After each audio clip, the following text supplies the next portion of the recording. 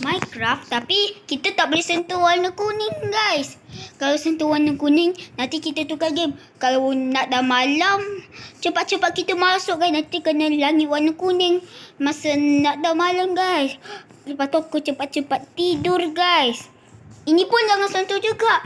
Ini saya buat video lainnya, guys. Okey. Video lepas, guys.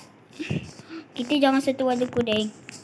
Weh, kat bunga betul warna kuning. Weh, aku tersentuh lah. Aku tukar game.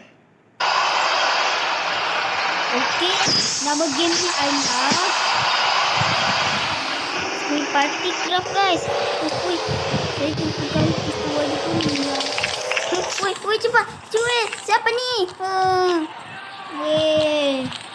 Saya kena cepat-cepat nanti saya tukar game. Okey. Weh, kat situ warna kuning. Weh, nasib baik. Kau tahu aku tukar game lagi. Baru masuk dah kena tukar game. Weh. Okey.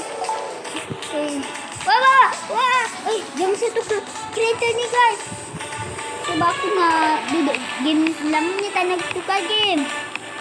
Okey. Weh, aku sangkut lah. Aku dah sentuh. Aku tukar game. Okey. Ini saya dekat Bro Evan. Saya jadi Thanos, guys. Saya jadi Iron Man tu. Weh, warna kuning. Kita jangan sentuh berwarna kuning.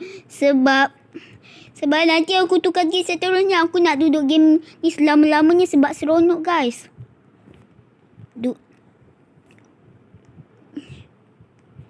Okey, kita jangan sentuh warna kuning lah. Weh, kita nak buat rumah lah macam ni.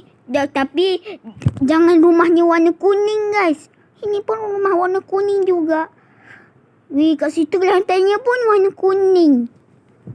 Okey, mana rumah yang tak ada warna kuning? Weh, warna kuning, weh. Ada warna kuning. Aku tak nak. Aku nak warna putih semuanya, guys. Okey, kena ke sini. Mesti tak ada warna kuning. Lantainya mesti tak ada warna kuning. Weh. Masih baik tu bukan warna kuning. Itu warna coklat. Okey. Gamenya dah habis. Terima kasih yang tengok cerita ni. Terima kasih dah like dan subscribe. Okey. Jumpa lagi di video seterusnya. Bye bye semua.